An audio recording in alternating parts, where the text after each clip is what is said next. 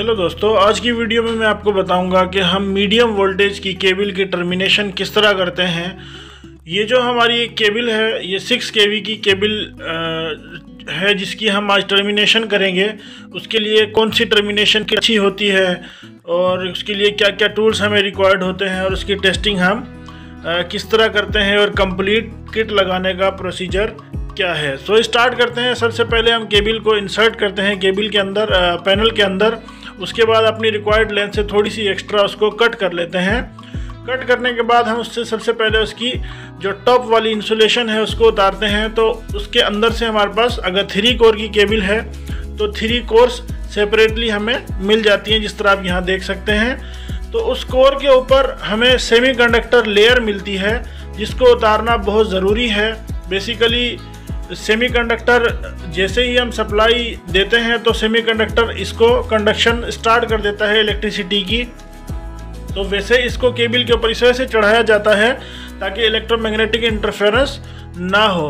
अगर किसी किस्म की इंडक्शन हो तो वो इसके थ्रू ग्राउंड हो जाती है। इसको उतारने का तरीका ये होता है, इसको हल्की सी हीट देते हैं और ये इजीली उतर जाती है।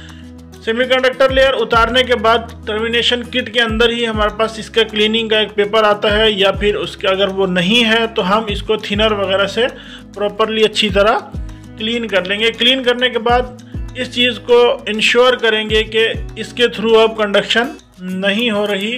चाहे हम मेगर के थ्रू कर सकते हैं या कोई सोर्स देके इसकी इंसुलेशन को वेरीफाई करेंगे कि सेमीकंडक्टर लेयर के थ्रू किसी भी किस्म की इंडक्शन नहीं होनी चाहिए, इलेक्ट्रिसिटी की पासिंग नहीं होनी चाहिए। तो जब ये प्रॉपरली क्लीन हो जाएगी तो हम टर्मिनेशन का दूसरा स्टेप स्टार्ट करेंगे, जिसमें हम जो हमारी इसके ऊपर अर्थिंग के लिए या 2 ऑप्शन होते हैं। या तो हमारे पास जो है हमारा कंडक्टर जो होता है वो उसके ऊपर जो अर्थिंग का किट के अंदर हमारे पास क्लिप आता है। एक अर्थिंग की ब्रेडेड जो है वायर भी आती है और एक क्लिप भी आती है।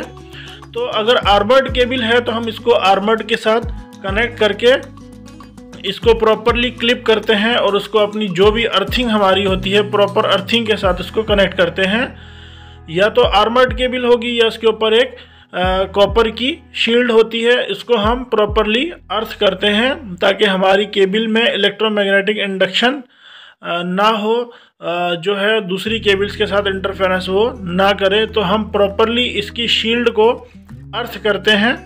तो सेकंड स्टेप हमारा ये होता है, जो हमारी किट होती है ये क्लिप हमारा है और इसके साथ ये जो ब्रेडेड वायर है अर्थिंग के लिए ये आती है, ये हम अर्थिंग के साथ कनेक्ट करेंगे। उसके बाद जो थर्ड स्टेप है वो हमारा 3 लेग जो हमारा बूथ होता है वो चढ़ाने का स्टेप होता है। उसके साथ किट में जो है ये एक ग्लू टाइप का मटेरियल आता है जिसको हम हीट देते हैं। तो उस जो हमारा 3 लेग बूथ होता है उसको उसके साथ वो चिपक जाता है जैसे ही हम उसको हीट देते हैं और प्रॉपरली वो इसको 3 कोर्स जो हमारी है उसको होल्ड कर लेता है। तो इसको ऐसे पहना के हम इसको हीट देते हैं। सबसे पहले हमने वो जो हमारा ग्लू था उसको लगाया है, उसके बाद इस पे हमने 3 लेग्स का जो हमारा बूथ है वो इंसर्ट किया है। उसके बाद हम इसको 100 डिग्री तक या 120 डिग्री तक हीट गन को सेट करेंगे और इसको हीट करेंगे।